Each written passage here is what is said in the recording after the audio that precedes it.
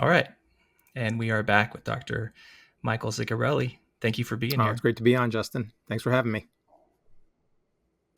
Well, we're glad to have you. Can you tell us a little bit about your background and how you're involved with near death experience Yeah, studies? well, my background and my doctorate are in management and leadership, which I've taught to MBAs and undergrads for about 30 years now.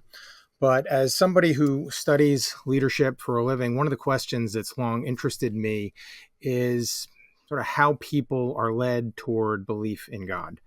What evidence is compelling and what just isn't. And that interest culminated in some, I guess, relatively extensive study in apologetics when I was in seminary. And by the way, I might hold the world's oddest Master of Divinity degree because I have 2 years at Yale and 2 years at Liberty. So it's kind of far left meets far right. But that included a bit of a deep dive into near-death experiences as potential evidence that consciousness survives physical death. So my examination of the issue is really rooted in apologetics and really and epistemology as well. And what's knowable on this issue of the afterlife? What does the evidence look like? And of course, how does all that align with Christian theology, which I guess we'll be getting to later in this broadcast. So, what about NDEs sort of spurred this direction for you? Did you find some evidence compelling? Was it just interesting to you? How did you Well, like a get lot of there? people, I kind of stumbled across it because there are movies out there or books or stories or whatever. And, that's intriguing. But, the further I got into this question of apologetics, how do you demonstrate what's knowable, what you don't know, what's provable, etc.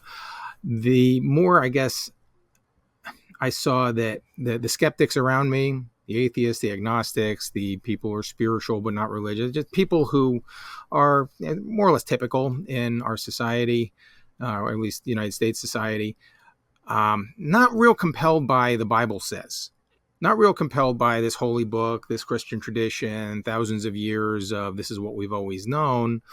They're much more compelled by what the science says. This side of the Enlightenment, we much prefer data to dogma, right? And so don't tell me about your dogma. Tell me about what's provable, what's demonstrable. Well, not a whole lot there if you're going to step to their side, if you're going to step to their worldview. And so this question of near-death experiences or recalled experiences of death or whatever it is we're calling them these days, that to me as a social scientist qualifies as data, potential data. I mean, these are testimonies from people, sometimes corroborated, sometimes not. And so maybe we graft that into this question of does God exist? What's he like? Is there an afterlife? All these big questions we have. And then we have more of a data-driven approach to the question rather than an approach based on some holy book. And not to discount the holy book in any way, but from a skeptic's ears, from a skeptic's perspective, that's not very credible. Give me something that is, would hold up in a court of law. Yeah, Make sense? and there's absolutely there's more and more. It feels like um, church going people that are looking for this type of um, verifiable data they can hold on Yeah. to Well, as when you think well. about it, they're immersed 24/7 in postmodern culture. And then, they're there in church for an hour. Which of those is going to carry more weight? Which of them is, I mean, they're marinated in. We all are. All that, how can it not affect us? Right. So, yeah, there may be as many believers out there, Christian believers out there, who are intrigued and edified and blessed by these kinds of studies, these kinds of data, as there are, atheistic or agnostic skeptics. Do you think that the verifiable cases that are out there that are documented, and things like shared death experiences, could provide some support, some encouragement to believers that are looking at and looking at type things? Well, I do, and especially in the context of the kind of the broader case for NDEs as objective reality. I mean, if you like, I can kind of try to lay that out in a couple minutes time, if that would be helpful, or we can go in whatever direction you want. But I think that the broader context is something that is most helpful both within the Christian church as well as outside of it in American society and around the world, because there is an increasingly compelling case. It's not airtight. It's not beyond a reasonable doubt, but there is a strong case to be made, and several lines of evidence. If you'd like me to maybe share a few of those. Yeah. Do you mind No, breaking down some of those yeah, lines of evidence? not at all. I mean, there are entire books on this subject, so I'll try to summarize it in just a couple minutes time. But this case for NDEs, and I'm coming at this as a detective, not as a prosecutor, not as a defense attorney, just as a social scientist. But there are several lines of evidence. And first of all, there is like the prevalence of the occurrences, right? The reports of NDEs or NDE type experience, they transcend history. Right? Ancient return from death stories that resemble what we call NDEs on every continent. The lead researchers in this regard, people like Greg Shushan and out at Oxford, or Carol Zaleski, I think her name is, at Smith College in the United States, Alan Kelleher out in the UK, talking about this across cultures and across time. These have existed, and we have modern day analysis too of Gallup polls and others that show somewhere between 4 and 15% or so of people claim to have had a near-death experience. And I mean, that's millions of people in the United States and literally hundreds of millions of people around the world. So you got one line of evidence here that is the prevalence of near-death experiences. You have another line of evidence that would be essentially the pattern of these reports. I mean, these narratives, they vary throughout history. They vary with interpretation, a lot of cultural overlay here, but there are some core elements that seem to transcend time and transcend demographics. And your listeners will have heard of these. I mean, the out-of-body experience, or intense general positive emotions like peace and joy and unconditional love, or the tunnel sensation, seeing a brilliant light that's brighter than the sun but not painful, encountering other beings that might be mystical, or dead relatives or friends, maybe having a life review and this divine being saying, what have you done with the life that I've given to you, reaching a boundary or a bridge, and then ultimate return to the body. All of these things are core elements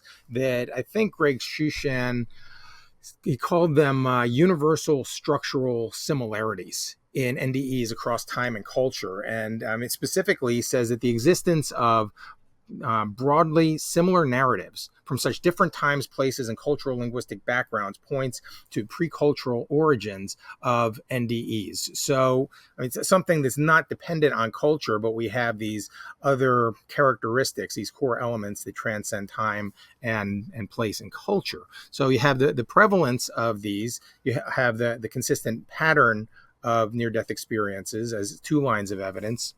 You have the changed lives of people who come back. And of course, changed lives in the wake of an NDE aren't real evidence of anything real actually happening, but the encounters are apparently real enough that they transform the way some people think and some people live. Or they come back and they no longer fear death. I know what's next. I'm confident. I'm good, and things are. I'm really even looking forward to it. And they no longer fear life. Hey, I'm gonna live with abandon here. I'm no longer going to be afraid of what might happen or what people think. Many come back much more spiritual, not necessarily any specific religious tradition, but Damascus Road-like changes in their worldview. Many become Christians, even pastors, even part of the clergy, going from atheist or agnostic to pastor. I mean, there are these revolutionary changes that go on with people, and that is all. It's intriguing, right? I mean, it's preliminary evidence. It's prima facie evidence, along with the prevalence and consistent pattern. But where it gets more probative is what you were talking about, Justin, which is these corroborated cases, right? That one of the most compelling lines of evidence, corroborated meaning confirmed or supported externally, like, when some witness's story checks out as true in a court of law. And there are hundreds of these documented cases, and cases of people knowing what happened in their hospital room, when they were going through surgery, when they were incapacitated. The Pam Reynolds case that everybody seems to talk about and know about, among the most compelling. A case of somebody knowing where his dentures were, that got put in a crash cart, that got published in a high-level medical journal. A case of somebody knowing that there was a 12-digit number on top of a 7-foot respirator machine, and knowing what that number was because she says she floated near the ceiling and saw it and memorized it. Or other stories like there's a red sticker on that ceiling fan up there, not pointing down toward the ceiling, but pointing up.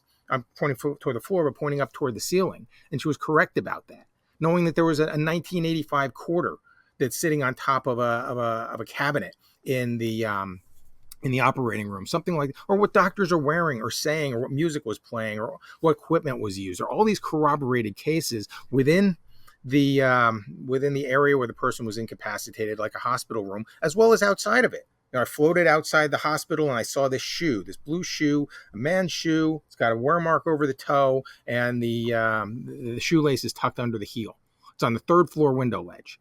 And she's right about that. I mean, this is highly probative evidence that gets us much closer to establishing the proof of near-death experiences as a 4th line of evidence. And then just real briefly, you got cases of the blind seeing for the first time, just inexplicable. A strikingly specific testimony of seeing for the first time, or cases of people returning with knowledge that they simply shouldn't have about the deceased, including children coming back claiming to have met siblings that they never knew that they had. Where does that come from? How could that possibly be fabricated? Right? Or cases of the deathbed eyewitnesses, like you were talking about, the shared death experiences, sometimes multiple witnesses to the same event. Healthy people in a hospital room, or hospice nurses or what have you, seeing this apparition come out of a body that is dying, or a mist coming from them, or something like, or seeing a light come down as the person is dying, or even floating up toward the ceiling with them. They claim these are healthy people, not incapacitated, making these kinds of claims. So you put together that's 7 lines of evidence there. You have prevalence, consistent pattern. You have the changed lives. You have the corroborated cases of the blind seeing for the first time, cases of people returning with knowledge they shouldn't have about the deceased, and cases from these deathbed eyewitnesses.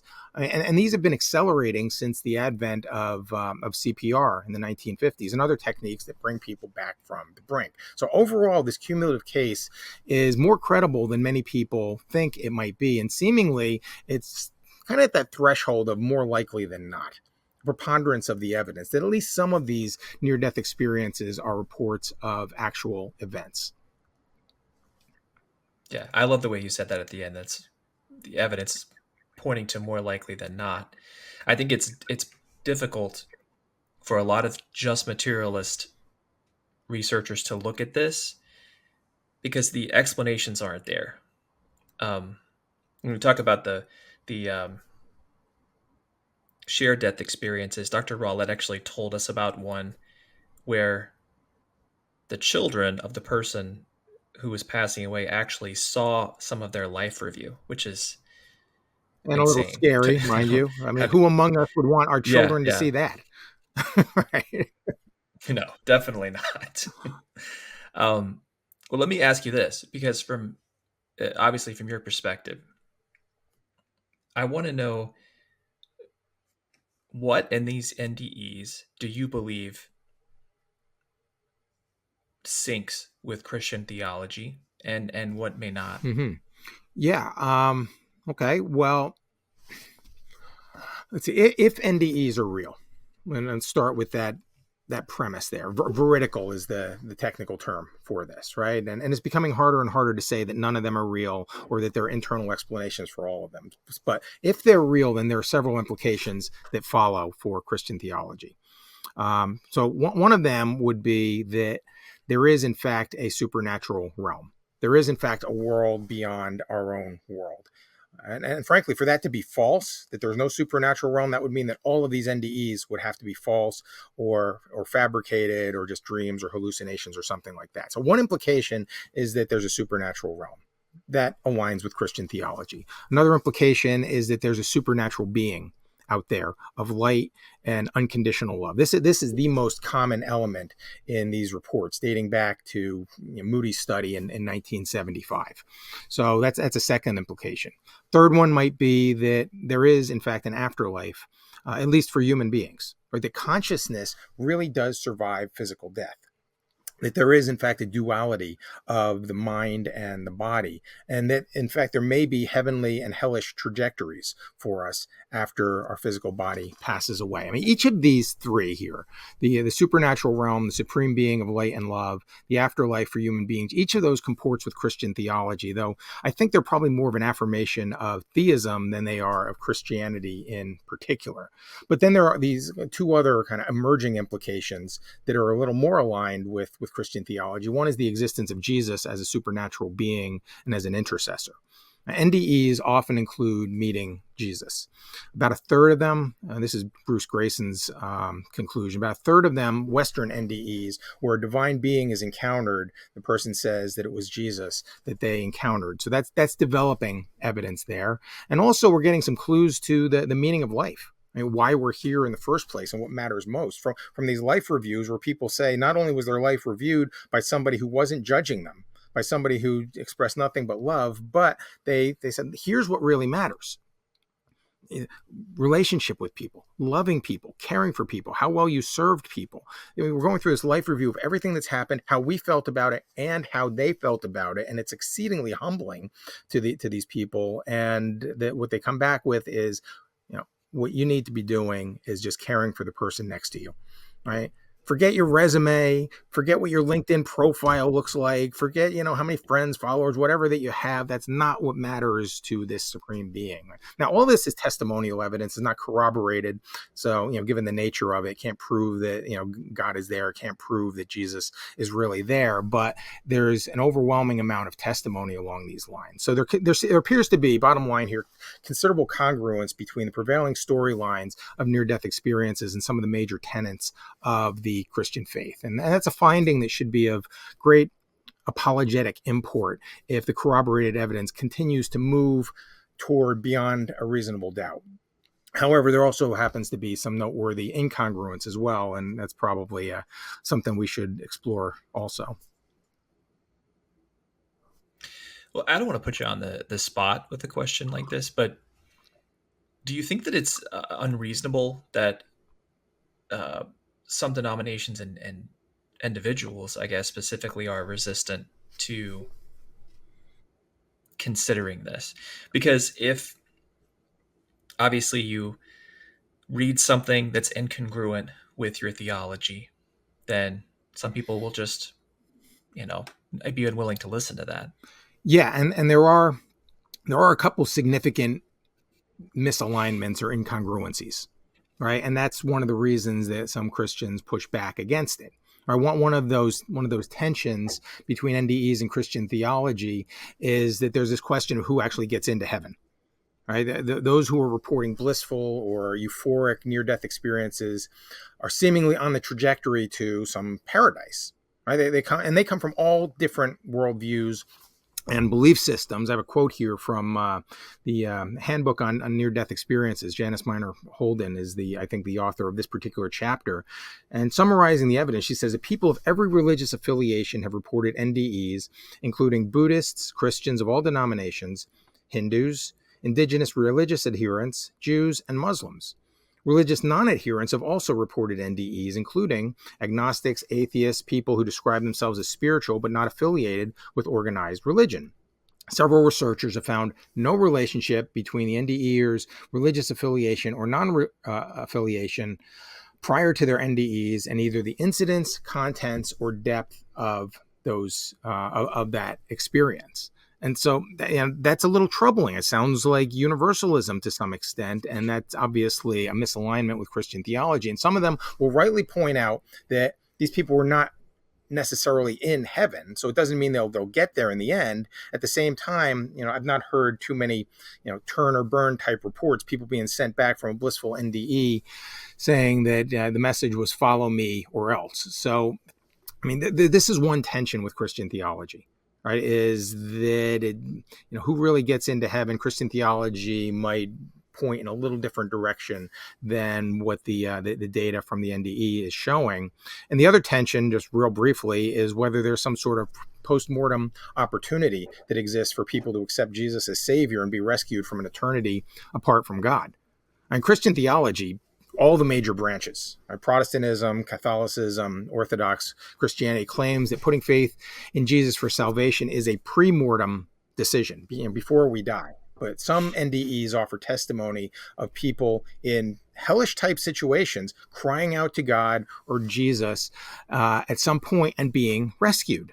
And people may have heard the stories of Howard Storm, Paul Ojeda, and others that claim such things. So, the question is there a post-mortem opportunity to be saved? Is there a second chance? Is there a last chance? There's testimony about that in the NDE literature, but it doesn't really square with traditional Christian theology. All right, so that's kind of where we are with the things that move in the direction and against the direction of Christian theology. But the Christian community has been politely indifferent at best to these data, to these stories, and you can see why they'd be a little bit suspicious of it. I mean, some aspects of NDEs affirm Christian doctrine, others are a bit off center.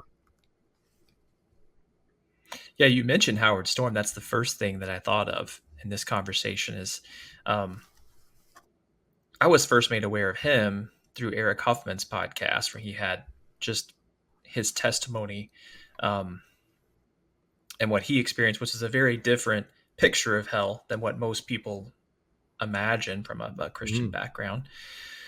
Um, do you mind, because we discussed this before the interview, um, talking about some of the main arguments from critics in the materialist camp versus the Christian camp? Yeah.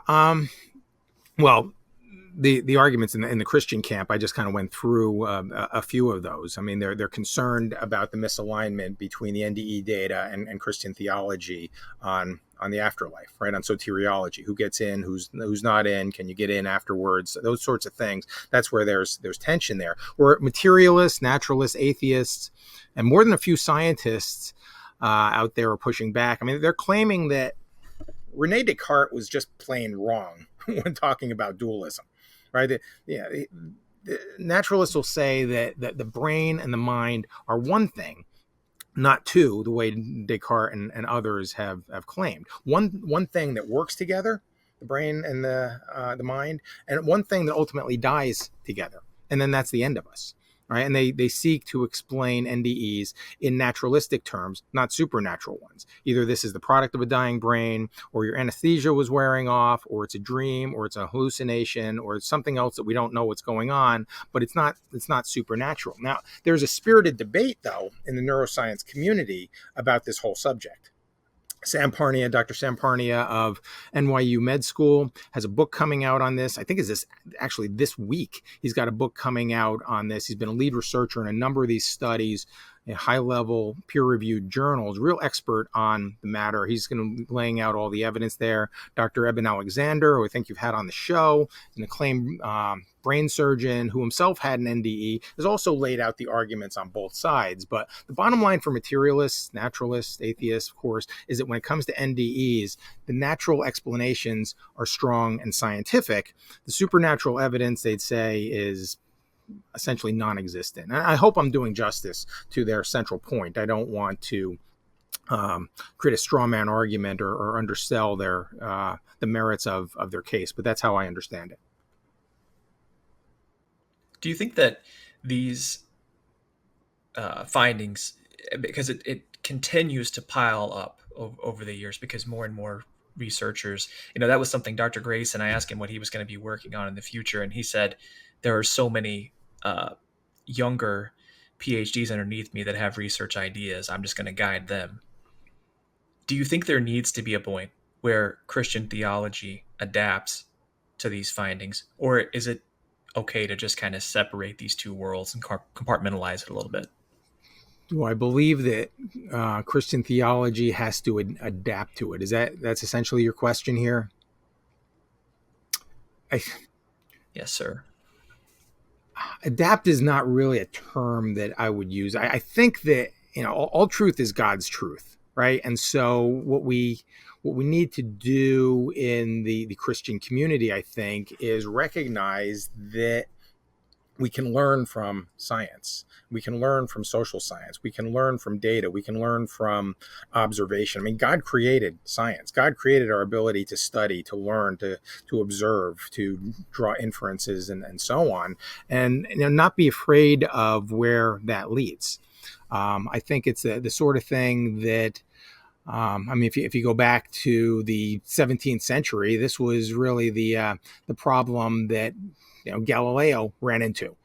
Right? Does the Earth revolve around the sun, or does the sun revolve around the Earth? And he proved the Copernican theory that in fact the sun is the center of the universe, and then he got excommunicated for that. I mean, this is a Christian, this is a Catholic who kicked out of the church for essentially going down this route. We don't want to go that route with the emerging science of the afterlife. So yeah, I think that I don't know, but adapt, but graft in the experience of science into our understanding of what is genuinely true. I think that's a great answer. Um, from the social perspective, last week we actually talked about how some of these studies can affect medical practice, in the sense that maybe if a dying child or really any dying relative has the opportunity to have terminal lucidity, they have the chance to say goodbye rather than going through um, difficult, arduous, fight to keep those patients alive. Do you see, from a social scientist perspective, implications for this research? Um, Implications for the research as far as kind of where it's going and what we should be doing next. Is that the sort of thing you're getting at? See, yeah, let me say it like a little differently. I guess like how it could potentially impact culture in a positive way, or some things we might could change based on these findings. Well, when you think about it, if NDEs are true, if we come to a point where we do get clear and compelling evidence, or even evidence beyond a reasonable doubt, and somebody films one of these SDEs, and then we have this physical evidence of things going on here, or just irrefutable NDEs, people coming back with evidence, with information that they just shouldn't have. If we get to that point, the implications are truly profound. I mean, you think about it, this is, as you're talking about what happens in the afterlife, that points to other big questions like where did we come from and how should we live? What bigger questions are there than where did we come from, how should we live, and what happens after we die? Right? And one of the intriguing things about NDEs and shared death experiences is that it can help to answer all of those questions. I mean, this is bigger than the wheel. All right, this is bigger than the discovery of fire when it comes right down to it. And from a theological perspective, this is like the Apostle Paul or Augustine or Martin Luther kind of recalibrating and resetting the direction of theology for all to come after them. So the implications are beyond my ability to put adjectives in it. Yes, I couldn't agree with you more. How about for you? We talked about. I think you gave a great response to that, and the idea of grafting in some of these concepts to, I don't know, systemic theology. But what about on a personal level? I think some of what I've seen from uh, Christians who have researched this topic, they try to utilize these stories to obviously encourage people in their faith. There's devotionals and things like that. Have you, as you look at this, grafted anything into your personal theology? Um, well, again, as a social scientist, I'm trying to come at this setting aside as many presuppositions as I can, setting aside whatever biases I can. Of course, along the way, you're learning things, and that can't help but affect your own understanding of the world. And so, personally, we're just not there yet with the evidence to say that, well, we need to, that this changes everything. Like I said, it's kind of a preponderance of the evidence. There's maybe more likely than not that some of these NDEs are true. The danger, I think, is if you go too far in that direction. This is what many Christians, I think, are concerned about. It's like it can breed all sorts of complacency. Well, I'm good. I don't need Jesus. I don't need God. I can just live my life the way I want to. We have all these stories of people from every religious tradition and non-religious tradition, and good people and bad people, by whatever definition we give, having the exact same sort of positive, blissful near-death experience. I'm good. I don't have to worry so much about change and being different, and sanctification and living according to God's will, because he's got my back after I die. That is my greatest fear. I really don't think that NDEs point in that direction, but I think they can be interpreted that way. And I need to, in myself, you asked me personally, that's something I need to keep in check. Is this is this influencing my theology, unduly influencing my theology when the data just aren't there yet? Yeah, I think that's a really a good point. I heard, well, I'm not going to mention his name because I don't know if he'd be okay with that, but a Presbyterian minister that I know um, described this, what I've seen largely as a good thing, which is this kind of pushback against materialism in the last few years. But his concern with that was that this spiritualism that's sort of on the rise is separate from Christianity in a Mm-hmm. lot of ways. And you see NDEs where people say, I think you already mentioned this, we have an NDE where someone, um, they become more spiritual, but not necessarily more Mm-hmm. religious. Yeah. Don't necessarily know where to put that Well, experience, it's a competing brand, if you will. I mean, this is a substitute. It could be a substitute for Christianity. I mean, it's Christianity minus Jesus, or something like that, or Christianity minus God, even. And I mean, there's really no evidence that that's true. There's no reason, no scientific reason, social scientific reason to believe that, but people naturally might run to that. So yeah, that's problematic, and I think that's why we need to be exceedingly circumspect when we're evaluating these data, and we need to be as hard on these data as the most robust naturalist, materialist, atheist would be. There's that much at stake. Right. So I think that we have to be really cautious in gathering the data, use the proper methods, but let's not be afraid of science. Let's not be afraid of God revealing truth through other means. And I taught at a church couple weeks ago on this very topic, and there was significant pushback. People coming up to me after the service with a clear presupposition that this is not, this clearly not God's revelation. Therefore, if NDEs are real and it's supernatural in some way, it must be satanic. This must be Satan coming alongside of people, letting them know they can be complacent. They're fine. They don't have to change their beliefs. They don't have to change their life. Everything's going to be fine after they die. Right. So that's their hypothesis. Again, no real evidence of that, but still, that's kind of their worldview and where it's coming from. Other people taking a very firm stance, other Christians in this congregation, very firm stance, just like a naturalist would. Like, look, it's proven that this is just all in their head. This is an internal thing. This is because their brain is dying. This is what happens when the brain dies. And it's as if I were talking to somebody at a state university who's studying neuroscience, right? So there are some who have that posture as well. Very few, unfortunately, that are embracing of the possibility that God may, in fact, be revealing himself through this. I don't know whether he is or not. That's not my point. My point is, this is worth investigating. This is worth deep study. This is worth our time to be dispassionately looking at this and seeing where the evidence leads. Well, I think this is I really appreciate your perspective Thank on you. this. And a lot of our listeners and viewers are people who um, are Christians, or they've struggled with their faith, or they're skeptics, but they're open minded.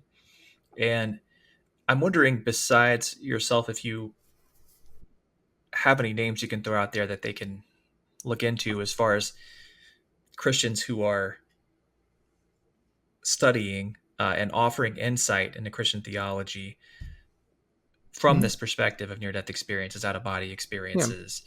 Well, in the popular press realm, I mean, there's obviously Pastor John Burke, who you've had on and done a nice job with Imagine Heaven and Imagine the God of Heaven. Those are some really good books. They're as much Christian inspiration as they are evidential rigor. He does a good job of pulling the evidence together, but I mean, he's clearly coming from a particular vantage point. If you want something a little more academic, a little more dispassionate, you would look at somebody like Professor Gary Habermas from Liberty University, who does a fantastic job. He's an apologist. He's a Christian philosopher, does a really good job of making an argument. He debates atheists all the time. And so he understands evidential rigor and comes at it from that perspective. Habermas, Habermas, Gary Habermas. J.P. Moreland out at Biola, philosopher out there, has also done a really nice job. Again, if you're looking for higher level, let me really dig into the meat of this with people who are academics, who are philosophers, who are deep thinkers. Those are some of the names that come to mind. And then from a neuroscience perspective, again, Dr. Sam Parnia from NYU and his whole research team. They're people from med schools at Michigan, at Tufts, at Warwick, out in England, all over the place, who have come together to study how the brain lights up when it's dying, and then it shouldn't be lighting up at all. Cardiac arrest. I mean, what's going on here? There's increasingly physical evidence that something more might be occurring in the head. So again, several people out there on a higher level as well as on a popular press level that you can access to go deeper with this study and with your own understanding of what is really happening here. This is just fascinating. If the trajectory continues, Justin, you have this debilitating blow to atheism. I mean, this could be the coming end of atheism if NDEs are true. That means there's a supernatural realm. That means there's a God who's in charge of it, and that means that even agnosticism is a much weaker argument at that point, because we have real evidence emerging that something more is happening, that consciousness survives physical death. Descartes was right, that there is a dualism of mind and body, and that who we are is not our body. There's something more there, a soul, a consciousness, a psyche, call it what you will, that emerges from us and then resides elsewhere for all of eternity. And that same line of thinking, do you foresee a time where the findings from near-death experiences could impact, because we talked about the dangers already, but do you see a way that this research could kind of shift this Western culture of people leaving the church? Because a lot of people's concerns are materialist concerns. That's what's been prominent, for decades now. But the data seems to be going the other way. And I wonder if people leaving the church would look at that and go, maybe I should reconsider this decision.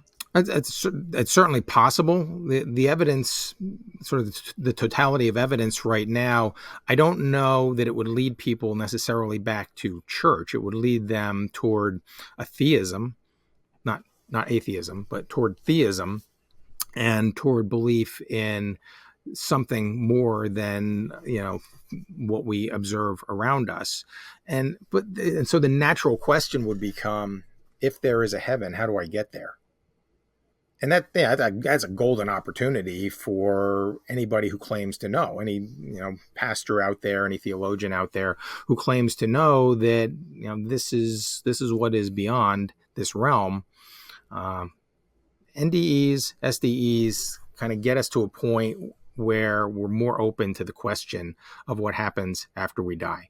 And I think that the tipping point will probably be the neuroscience.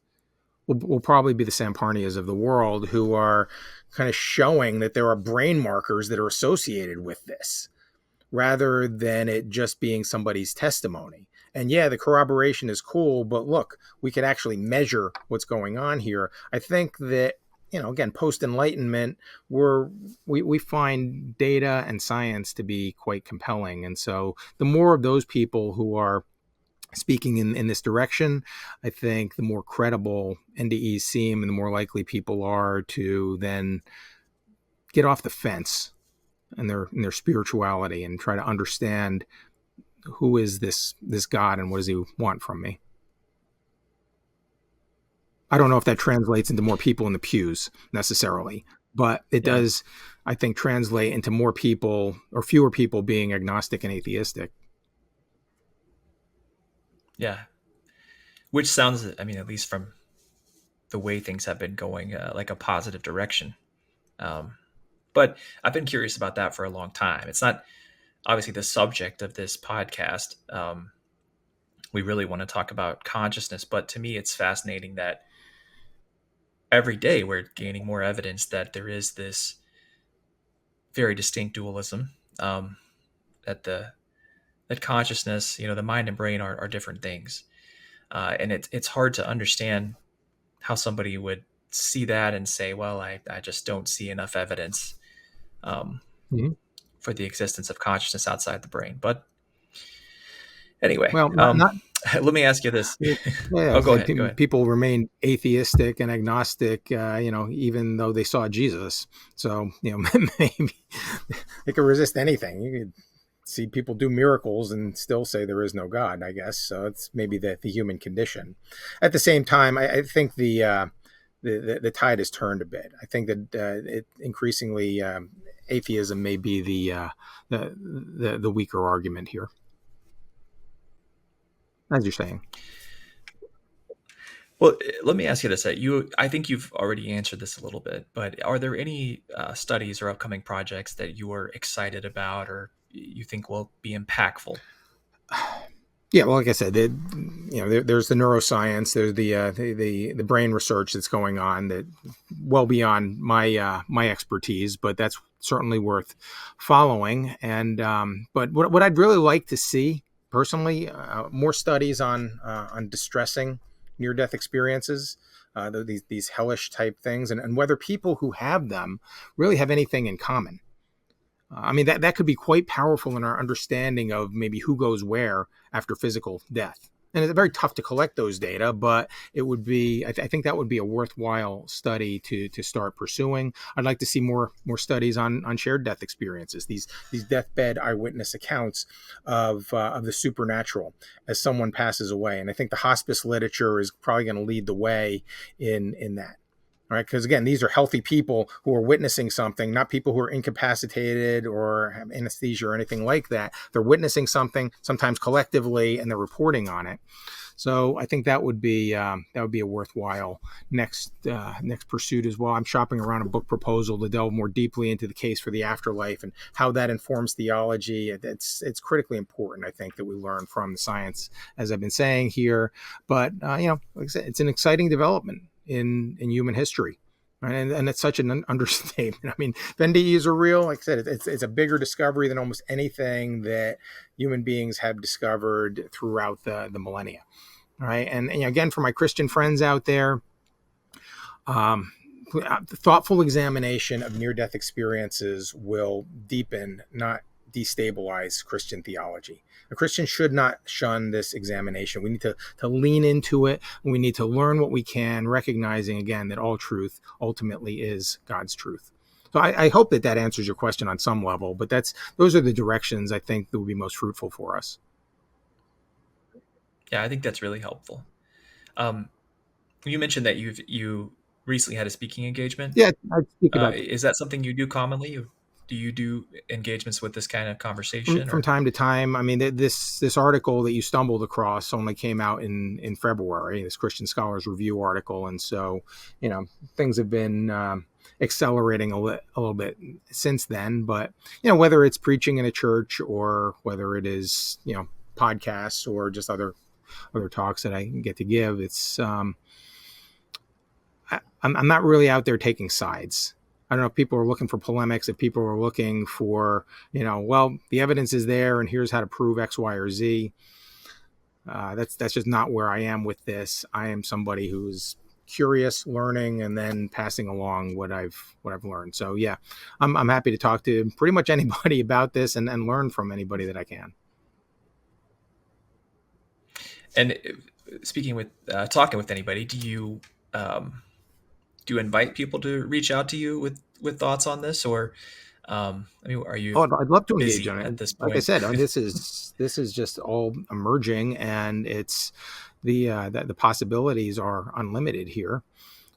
So yeah, I'd be happy to chat with folks. Folks want to reach me? I mean, just Google my name, Michael Zigarelli, and you should be able to easily get to my work and my website and my other contact information. Okay.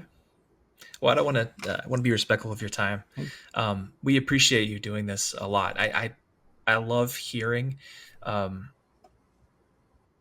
like I said, people try to find these areas where the latest research um, could potentially impact them personally.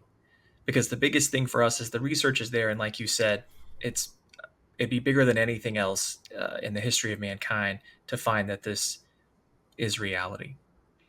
And a lot of these people that have had these experiences are convinced that that's the Mm-hmm. case. And even the researchers, I think, that are very involved. Dr. Grayson feels that there's no question anymore. Um, but people like you that can help from a Christian perspective, just look at the questions, I think is incredibly helpful. And yeah, I hope people will look into your work and reaching out Yeah, to and there's you. a lot of good work out there. Thank you. Appreciate that, Justin. Just see for yourself. Look at it with an open mind. God can reveal himself through any number of means. So I don't know that this is God's revelation, but it's worth looking more deeply into that. That's what I'm doing. That's what a number of people are doing, and hopefully, God willing, we'll continue to learn and grow from this work. So delighted to be on here. You're doing great work. You're having terrific guests on here. I hope more and more people find your podcast, because what you're doing, Justin, is important, and I very much appreciate it. Oh, thank you. We appreciate you too, and yeah, hopefully we can do this again. Yeah, as we learn more, we'll come on back and share it with you. All right. Thank you, Dr. Okay, Zigarelli. thanks.